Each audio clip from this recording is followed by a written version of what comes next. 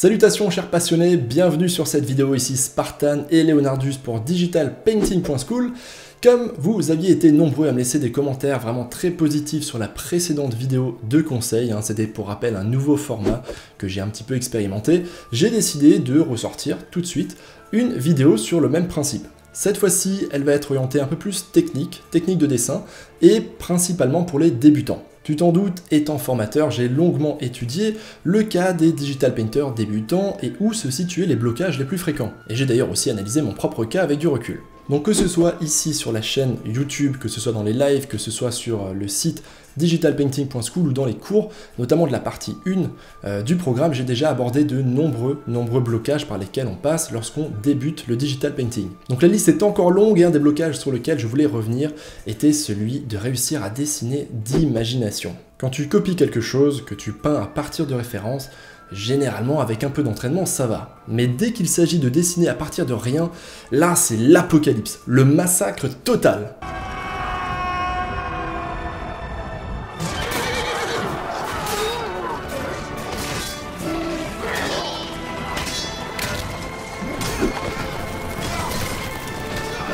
Et c'est d'ailleurs une des choses les plus difficiles à maîtriser. Alors, quelle est la source de ce blocage? Eh ben, il n'y en a pas qu'une, et je ne vais pas toutes te les énumérer ici, sinon la vidéo serait très longue. J'ai décidé de me pencher simplement sur un seul de ces blocages, un seul des outils de l'artiste qu'il faut que tu développes, que j'ai appelé l'œil du dessinateur. Ça le fait, hein, Leonardus? Qu'est-ce que t'en dis? Je te dis que ça le ferait. C'est peut-être le plus important, et ce n'est pas pour rien si à peu près un tiers des cours de la partie 2 qui sont sur digitalpainting.school, qui sont sur les bases en dessin, lui sont destinés. C'est vraiment un gros morceau et il s'agit du dessin en volume. Dessiner en volume veut dire dessiner en 3D et non pas en 2D. Retiens bien cette phrase, elle est très importante. On ne pense plus en ligne de contour, mais en volume dans l'espace. Et le passage de l'un à l'autre n'est pas chose aisée. Et pour y arriver, l'un des meilleurs atouts est ton sens de l'observation. Je le dis et je le répète sans cesse, le dessin c'est 50% d'observation. 50% de la pratique, ce n'est pas dessiner, tu ne prends pas ton outil en main, que ce soit un crayon, un stylet, peu importe. C'est vraiment ce qui se passe dans ta tête. Ce sont plein de processus mentaux et une de ces étapes d'observation, c'est ce que j'appelle l'œil du dessinateur. Le dessinateur aguerri n'a pas tout à fait la même vision que le commun des mortels. Son œil, entraîné par la pratique régulière et de bons cours, possède une perception de l'espace accrue, c'est-à-dire le volume, la forme des objets et la distance qu'ils ont entre eux. Le deuxième talent de son œil est de savoir simplifier les volumes qu'il voit. On va transformer des objets à première vue hyper complexes à dessiner en objets ultra simples. Dit comme ça peut faire peur. Mais c'est quelque chose qui s'apprend et qui s'entraîne, et cela à n'importe quel âge. Il n'y a pas de don en dessin, c'est pas quelque chose avec lequel on naît, il faut vraiment l'apprendre. Plutôt que de long discours, voyons ensemble quelques exemples. On va commencer avec un petit peu d'observation pure et dure. Si je te montre cet arbre et que je te demande de le dessiner, si tu es débutant, tu risques de me dire que c'est quand même vachement difficile, il a quand même une forme qui est super complexe, ça part dans tous les sens. Et si j'ose te dire avec arrogance, allez, c'est pas difficile que ça, tu vas peut-être même m'insulter. Et en allemand, j'espère. Parce que j'aime ça. En fait, une fois que tu as pigé le truc, ça devient vraiment enfantin. Et tu pourras reproduire cet arbre sans aucune difficulté. Tu pourras même le faire sous un autre angle. Tu pourras même dessiner n'importe quel arbre que tu veux sur le même modèle. Parce que tu as su observer et comprendre la façon dont l'objet est construit. Tu vas vraiment te l'approprier. Et donc, c'est de cette manière-là qu'on va se détacher du dessin d'observation, où on est constamment obligé d'avoir une référence, quelque chose qu'on va recopier, pour aller vers le dessin d'imagination. Bref, je vais te montrer maintenant comment est-ce que moi, je vois cet arbre. En fait, un arbre, aussi complexe soit-il dans sa forme, si on réfléchit en contour, il est en fait très facile à dessiner en volume. Donc là, je vais t'afficher la solution. Et tu vois que finalement, ce ne sont que des cylindres, donc de très bêtes cylindres. Un cylindre, pour rappel, ça ressemble à ça. Voilà, c'est cette forme toute bête. Désolé pour la qualité du dessin, je fais ça vraiment très vite, sur une tablette sans écran, et grosso modo, on a simplement des cylindres qui vont s'empiler et se hiérarchiser d'une certaine manière. Donc on a un premier gros cylindre qui sert ici de tronc, tu peux voir d'ailleurs que ce cylindre s'élargit un petit peu à la base, mais tu vois que c'est très facile à dessiner. Ensuite, on a des cylindres secondaires, un petit peu plus petits, qui vont former la base des branches, et enfin, on a des détails de niveau tertiaire, des plus petits volumes, qui vont être les petites branches qu'on va retrouver au bout. Et puis comme tu le vois, à chaque fois le cylindre va partir dans une direction un petit peu différente, et voilà, c'est pas plus compliqué que ça. Bon, je te propose maintenant de parler un peu de dessin et de digital painting plus concret pour voir en application comment est-ce qu'on va se servir de cet œil du dessinateur. Donc pour ça, je vais ressortir quelques-uns de mes digital painting, plus ou moins vieux, plus ou moins récents, et on va voir comment est-ce que j'ai réfléchi pour les construire et les dessiner. Très bonne question, Leonardus. Non, la question que tu dois te poser maintenant, c'est ça. Qu'a-t-il observé? Quels sont les volumes simplifiés de l'image? C'est la clé pour bien représenter les échelles, placer les objets entre eux, placer les ombres et les lumières avec beaucoup plus de facilité et de justesse. Allez, je te montre ça. On va commencer par cette première image qui est un concept art que j'ai posté il y a peu et dans lequel les volumes sont relativement faciles à dessiner et à comprendre. Ce à quoi je pense en premier lieu n'est pas forcément à la couleur du coucher de soleil, à la texture des feuilles, au choix de brush que je vais faire. Je pense d'abord aux fondamentaux et dans cette structure, la première chose à laquelle je vais penser, c'est où se situe la ligne d'horizon et quel est le plan du sol. Donc je t'affiche ça tout de suite, ça nous donne ça. Donc ça veut dire que même le sol est déjà réfléchi et imaginé en volume, en 3D. Donc tu vois que c'est un rectangle qui est couché vers la ligne d'horizon. Tu peux voir qu'on a déjà de la perspective qui est appliquée. La prochaine chose que je vais simplifier dans ce que j'ai dessiné, ce sont évidemment les deux navires. Et là, c'est très simple. On va faire simplement deux boîtes. Deux jolis pavés droits, tu vois, qui vont suivre la perspective. Voilà, alors je fais ça un petit peu à la va-vite, de manière un petit peu approximative. Hop, là aussi, donc là je sais que le reste du bateau est sous l'eau, mais là comme je n'ai pas du tout besoin de le dessiner, je ne m'embête même pas avec ça. Donc on s'arrête vraiment à la limite à peu près visible. Voilà, et je sais d'ailleurs qu'à l'avant, tu vois, je vais couper un petit morceau. Voilà, bon, la perspective n'est même pas totalement juste, mais c'est pas grave, c'est juste pour que tu comprennes. Hop, je fais ça un peu vite, voilà, ok, donc là on a notre deuxième boîte. Ensuite, à partir de ces boîtes, j'ai simplement, finalement, des gros mâts qui vont partir vers le haut. Donc là, ce sont des cylindres très très fins qui montent vers le haut. Voilà, ils sont tellement faciles à dessiner à cette échelle-là qu'on n'a même pas besoin de trop s'embêter avec les volumes. Et ensuite, voilà, on a d'autres petits cylindres par-dessus. Et enfin, on a les voiles, qui sont simplement des formes plates, ce sont des plans, exactement comme le sol, qui sont orientés de cette manière face au soleil. Donc c'est pas très compliqué à dessiner en soi.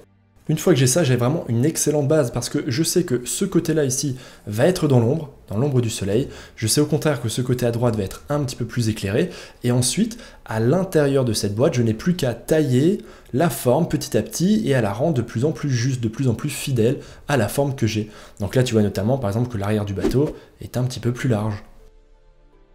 Donc là, on est plus sur un pavé droit tout à fait facile et parfait. Ensuite, on sait qu'il est aussi un petit peu arrondi sur les côtés. Voilà, je l'exagère un petit peu pour que tu vois bien. Ensuite, ici, il descend beaucoup plus vers le bas, à peu près de cette manière-là. Hop, et il va jusque devant.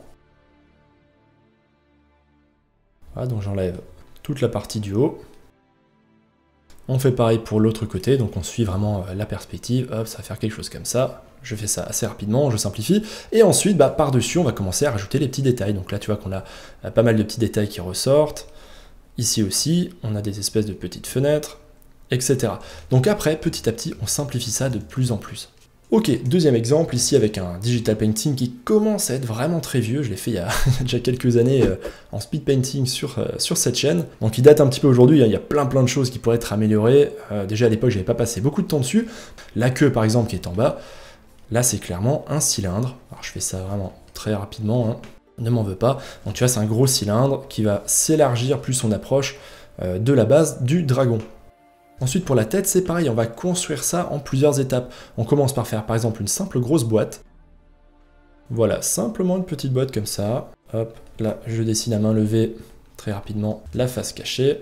Voilà, bon, ça reste très schématique. Ne m'en veux pas pour la qualité de dessin, ni pour ma précision. Donc voilà, la tête peut vraiment se simplifier par cette espèce de triangle en volume, et ensuite, pour le coup, je vais te le faire dans une couleur un petit peu différente, on retrouve encore une fois un cylindre.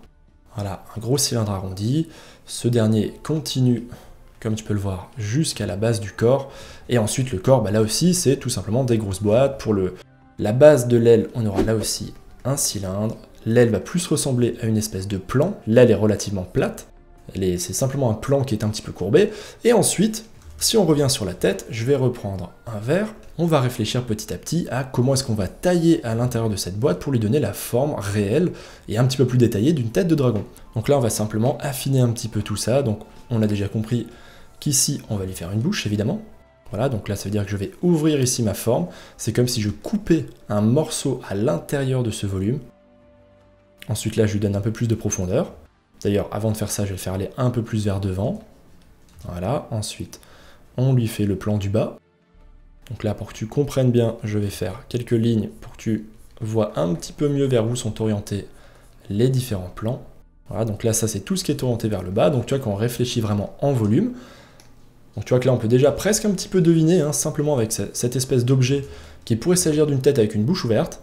Ensuite, on va affiner le dessus, on va pas garder cette boîte anguleuse. Une tête, c'est quelque chose d'un peu plus organique, comme souvent avec les animaux d'ailleurs. Donc on va mettre des arrondis un petit peu partout. Ici aussi, voilà, on va commencer à tailler un petit peu la forme de notre boîte.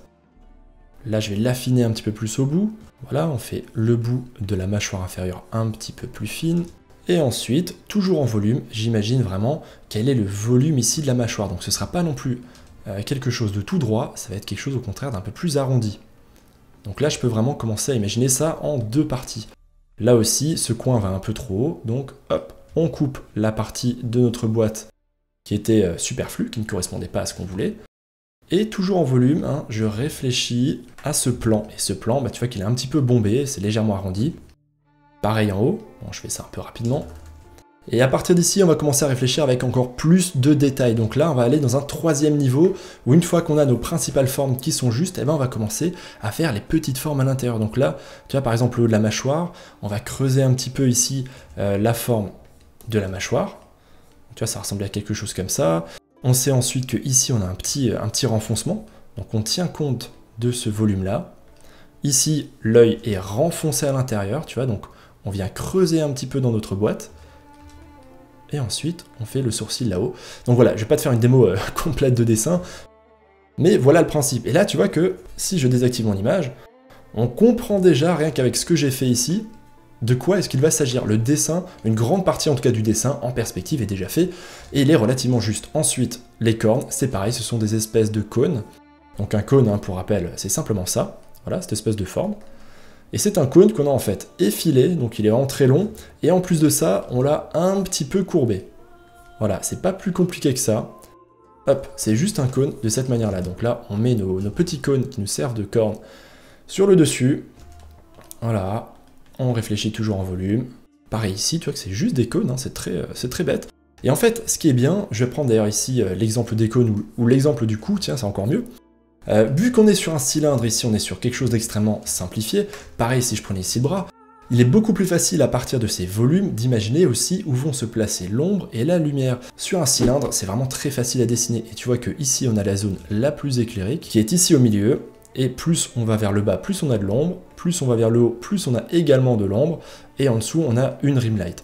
Donc même lorsqu'il s'agit ensuite de faire des détails de texture, de faire les ombres portées, etc., c'est beaucoup plus facile lorsqu'on déconstruit le volume de l'objet qu'on veut dessiner. Et bien souvent, ces étapes-là que je te montre, ce sont des choses que tu ne vois pas dans 95% des vidéos que tu vas regarder, hein, de digital painting, de speed painting, et même dans des tutoriels, parce que ce sont souvent des processus mentaux. Lorsque les artistes sont expérimentés, eh ben, ces étapes-là se font en fait dans la tête de l'artiste, et ils vont tout de suite dessiner finalement leur sujet, leur objet de manière juste, de manière super impressionnante, c'est tout de suite super bien fait, ça a du volume, c'est réaliste, mais avant de dessiner ça, ils ont souvent des mois et des années d'expérience qui leur permet en fait de ne pas dessiner ces étapes-là manuellement, de sauter en quelque sorte ces étapes-là et de les faire simplement dans leur tête. Ok, je te montre hyper rapidement un dernier exemple. Alors là par contre je vais pas te faire une démo complète, ce serait un petit peu long, mais c'est simplement pour te montrer que ce principe est également vrai pour des personnages, hein. C'est pas juste pour des paysages, pour des objets, pour des créatures, c'est pour absolument tout. Donc là tu vois si je reprends cette illustration que j'avais faite, je me penche simplement sur ce personnage ici. Là aussi je vais réfléchir en volume. Voilà, donc là tu vois j'ai une espèce de boîte arrondie. Donc encore une fois, quand il s'agit généralement de choses vivantes, enfin, ou mort-vivantes, nope. On va généralement avoir des formes qui sont plus organiques, c'est-à-dire qui vont être plus arrondies, ce qui est d'ailleurs plus difficile à dessiner que des simples boîtes, hein, comme pour le cas du navire ou autre. Donc là, tu vois que j'ai ici une première forme, je l'imagine vraiment en 3D, donc ça veut dire que je réfléchis également à sa forme là où je ne la vois pas. Et ensuite, ici on peut faire par exemple une boîte. Bon là je fais ça vraiment très rapidement. Et ici sur le côté, on va avoir les jambes. Donc là on va faire 2 cylindres qui vont venir s'emboîter. Et là on a le deuxième. Et c'est pareil pour les épaules. Tu vois, ici on peut le simplifier de la manière qu'on veut. Il y a plusieurs méthodes de dessin. Là par exemple on peut faire simplement une sphère, tu vois, pour se simplifier un petit peu le dessin. L'autre sphère va être ici puisque son épaule est en arrière. Et à cette sphère on va rattacher un cylindre encore une fois, tu vois, on est toujours sur des volumes très simples à dessiner et à comprendre, et un deuxième cylindre qui va être plus effilé vers le bout. Voilà, la tête, on va faire une sphère avec ensuite une petite boîte vers le bas. Ah, c'est vraiment fait à la va-vite, et un autre petit cylindre qui va servir pour le coup. Voilà grosso modo l'idée, et c'est comme ça vraiment qu'on va comprendre où est-ce qu'on va placer l'ombre et la lumière. Il est beaucoup plus facile de réfléchir à ma lumière lorsque je suis sur mon modèle patatoïde. Tu vois, je sais que la lumière va venir ici sur les bords, ensuite ça va faire un léger dégradé jusqu'ici, et ensuite on va être dans l'ombre. Et tout ça ici, c'est dans l'ombre, etc. Donc tout est plus facile du dessin jusqu'au placement des ombres et même jusqu'au détail. Bon, Leonardus, on va s'arrêter ici. Je pense que je suis déjà allé largement assez loin dans les explications et les exemples que je te montre. En tout cas, j'espère que les objectifs de cette vidéo auront été atteints. À savoir, te faire peut-être prendre conscience d'un de tes gros blocages en dessin, te montrer quelle est la solution, et surtout, te prouver que ce n'est pas si compliqué et que ça s'apprend. Je t'invite donc à t'entraîner pour ça, il y a plein d'exercices, il y a des cours spécialisés aussi pour aller là-dessus. Bien sûr, je te renvoie sur digitalpainting.school si tu veux aller plus loin. En tout cas, c'est vraiment une gymnastique mentale qu'il faut s'entraîner à faire le plus tôt possible et surtout le plus souvent possible. Voilà donc la clé et voilà ce que j'appelle l'œil du dessinateur. C'est clairement la forme de dessin la plus difficile puisqu'il faut maîtriser plein de choses comme tu l'as vu, observation, simplification, volume, perspective, d'autres techniques encore. C'est pas facile, mais c'est aussi ça la clé et la méthode la plus complète pour dessiner ce que tu veux d'imagination. Je ne connais pas un seul pro en dessin, en digital painting, en illustration, en concept art qui ne maîtrise pas cette technique de dessin. Sur ce, l'artiste, j'espère sincèrement que cette petite vidéo va t'aider, va t'être utile, comme toutes les autres. J'attends bien sûr ton avis en commentaire et je te dis à très bientôt pour une nouvelle vidéo. Ciao l'artiste.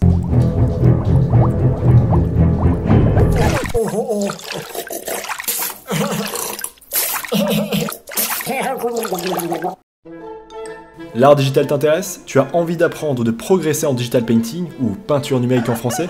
Je t'invite à aller sur digitalpainting.school. Tu retrouveras une communauté super sympa, des cours de qualité et un paquet de ressources gratuites. Allez, on se retrouve là-bas l'artiste.